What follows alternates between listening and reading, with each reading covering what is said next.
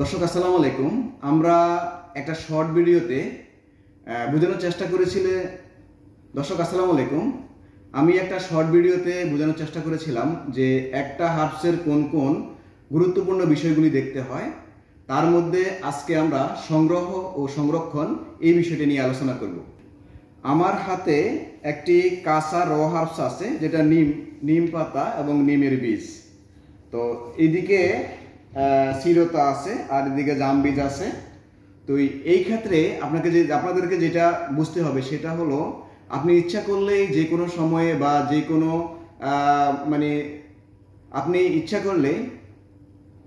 ইচ্ছা করলেই যে কোনো সময়ে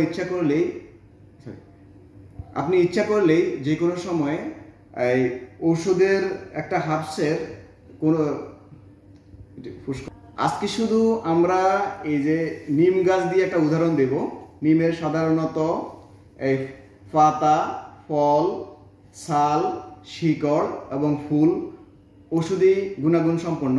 সুতরাং কোনটা কখন সংগ্রহ করবেন সেটা আমি এখন বলার চেষ্টা করব। পুষ্কর নিমের পাতা বসন্ত ও গ্রীষ্মকালে সংগ্রহ করতে হয়, কারণ এই সময় পাতা পরিপক্ক থাকে। এখন দেখেন যে বীজ চলে আসছে, এই সময়ে পাতা সংগ্রহ করা ঠিক না, কারণ এতে ঔষধি গুণাগুণের সমস্যা হতে পারে। এবার বলবো নিমের ফুল নিয়ে। এখানে ফুল নাই, আর হলো এটার বীজ চলে এসেছে।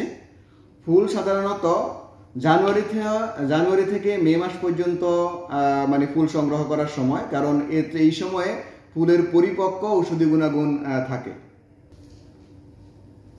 এবার বলবো বীজ সংগ্রহের কথা। আর বীজ থেকে সাধারণ নিম বীজ থেকে নিম তেল তৈরি হয়। সেই ক্ষেত্রে এই যে এখনো বীজ পরিপক্ক হয় নাই, জুলাই থেকে আগস্ট পর্যন্ত, আবারও বলি জুলাই থেকে আগস্ট পর্যন্ত আমরা নিমের বীজ সংগ্রহ করতে পারি, যেখানে আমরা পরিপূর্ণ ঔষধি গুণাগুণ পাবো। এবার বলবো নিমের ছাল এবং শিকড়ের কথা। আমার আসলে বাইরে গিয়ে ভিডিও করা দরকার ছিল, কিন্তু যেহেতু বাইরে অনেক বৃষ্টি, সেক্ষেত্রে বাইরে যেতে পারলাম না।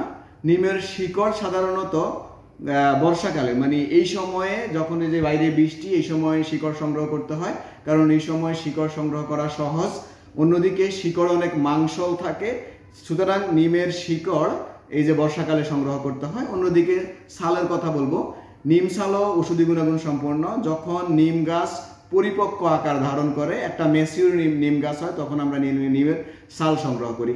দর্শক, প্রতিটা ঔষধি গাছেরই এরকম সংগ্রহের নির্দিষ্ট সময়কাল থাকে, তখন ঔষধি গুণাগুণ বিচার করে। আর ইচ্ছা করলে আপনারা যে কোনো সময় গিয়েই ঔষধি গুণাগুণ সম্পন্ন কোনো একটা হার্বসকে সংগ্রহ করতে পারবেন না। সেই ক্ষেত্রে একটা নির্দিষ্ট নিয়মকানুন অবশ্যই আপনাদের মানতে হবে। আমি নিম দিয়ে আপনাদেরকে বুঝিয়ে দিলাম, কিন্তু মনে রাখবেন প্রত্যেকটা হার্বস বা ভেষজ সংগ্রহের ক্ষেত্রে এই সংগ্রহ ও সংরক্ষণ নীতি জরুরি। আজকের মতো এখানে শেষ করেছি। অন্য কোনো ভিডিওতে আবার